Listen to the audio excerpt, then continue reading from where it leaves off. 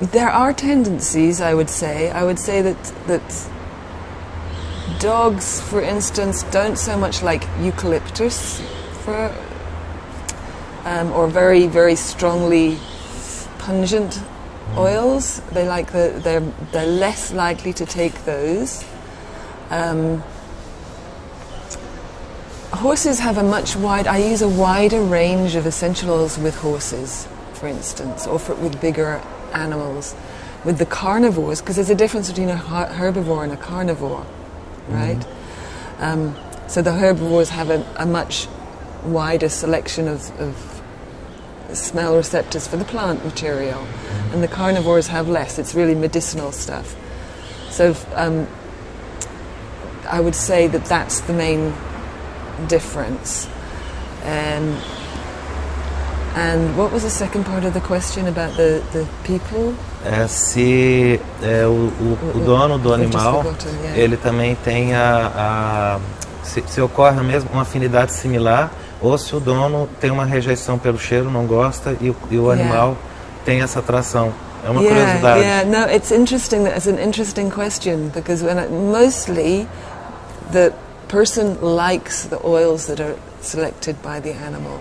Occasionally it'll happen that somebody is a little bit, but humans are much more resistant to the essential oils too. If they're protecting themselves emotionally, sometimes they won't like an essential oil because they're more nervous about taking it in. So that I think that's more with the person. Sometimes it's that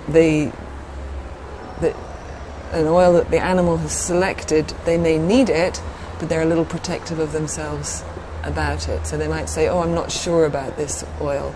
But I've never had somebody say, ooh, this oil is disgusting, do I really have to give it to my animal? Because that would be, now I never thought about it before.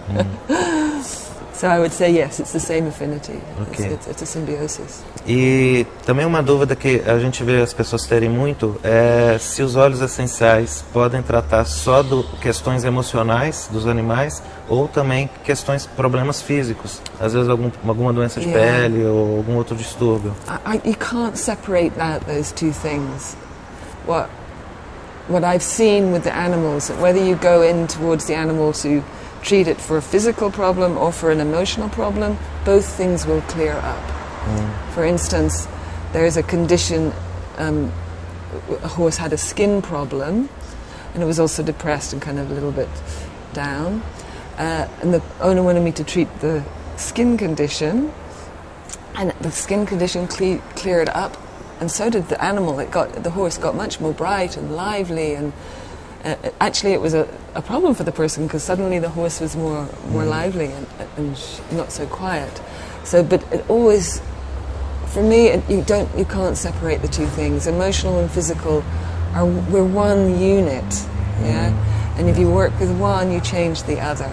So I've seen horses clear up physical problems just from inhalation, and dogs for that matter, and a cat, now I think about it, So because it does go, inhalation goes into the physical body. You put something on physically, you're smelling it. It's all one thing. I don't separate the two things. I do both, absolutely. But I don't think that you necessarily have to put something on topically to make it to clear up a physical problem. I do use them topically for wounds or for strains or for itchy skin, then I will put essential oils on. But I'll always let the animal select first, even when I'm doing topically, because I have some blends I make up that I have always in my, for wounds, for superficial wounds, for bruises. I let the animal smell first, and usually they'll smell it, they'll look at where they want it, then I rub it on. And then when they don't want it anymore, then they move away or they don't. So so it's a little bit oblique. It's not exactly answering your question, but Bom, em seu livro nós temos várias histórias que são contadas, de experiência sua com alguns animais. Qual delas que mais te tocou e que marcou mais você e que de repente você gostaria de falar um pouco? Let me just think what's in that book. One of the lovely ones was the goat who died. It's a little bit, you know, but it was a very strong, powerful experience, and it's something that happens. It's very, it's useful for people. The frankincense helps animals' passage into death. So the goat in the book, I arrived at somewhere to do a workshop in America, and the person who was hosting me, her goat was not feeling well, and she was considering calling the vet to put him to sleep. So we went down there, and frankincense essential oil helps the passage into death, helps you to release things you no longer need, which is sometimes the body. So we went out and offered him some frankincense, and he hadn't eaten for a few days, this goat. And he came over to us. There was a group, there was the students there, and he interacted with the essential oil. He was just smelling it a little bit, and he got very relaxed, and then he wandered over and he ate a little bit of food. He started to eat, and for the next day he was so bright and so happy, and he came up to talk to us, and we were scratching him, and he just seemed like so recovered. And he stayed with us it was a week course, and he was with us every day. We were offering them different oils, and then when I flew home, and when I got off the plane, I got a text to say that he had died.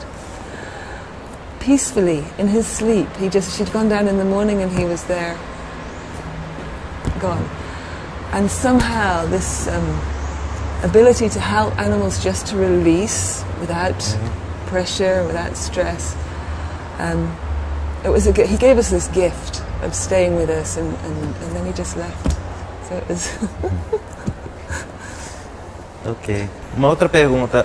A resposta dos animais para a aromaterapia como tratamento é algo muito rápido, como o exemplo até que você acabou de falar, né? É algo assim que a gente vê, às vezes, o resultado de um dia para o outro, ou é algo que, às vezes, a gente pode, em alguns casos, ter que ter um pouco de paciência, porque pode demorar uma semana, às vezes um mês. Yeah. Como isso procede, como acontece com os animais?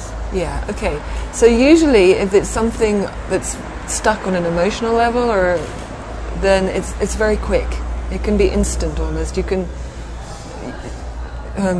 another little story about... I had a dog who was aggressive to other dogs. She was afraid of dogs. So she would attack if they were... And she was very sensitive to essential oils. She was the first dog I had when I was working with the essential oils. And I was just starting to work with hydrosols as well, so I had received a package of hydrosols.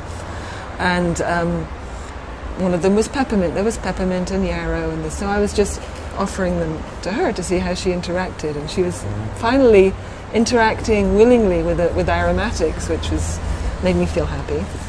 And peppermint is a fragrance that helps with space defensiveness, so it's very useful for dogs who are aggressive to other dogs, or horses that don't want you in their space. Helps them feel their space is well defined and safe. So we did this little interaction with the essential oils, and she really smelt the peppermint, and then we went for a walk to a place we hadn't been before. And it was actually a place that would be a nightmare for her, because it was a narrow path with lots of people walking their dogs, coming this way and that way, and I was like... And she was perfect. She walked along, and if she saw another dog and it looked a little bit aggressive, she came behind me.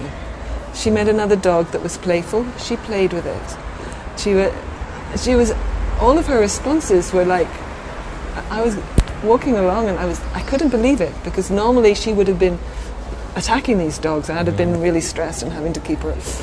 But just from smelling the peppermint hydrosol one time, her behavior completely changed. So in that situation, it's amazingly quick. Yeah, it's mind-blowing.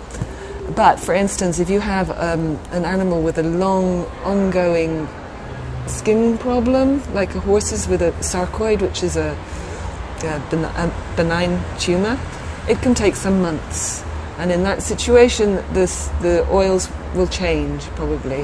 They'll show interest in this oil for a little while, and then we'll change it up, there'll be a different oil as it goes through the process. So it can take some time to change something that is manifesting physically and has been going on for months, years, whatever. Okay. So, yeah. Bom, Nayana, gostaria de agradecer muito a sua presença aqui no Brasil.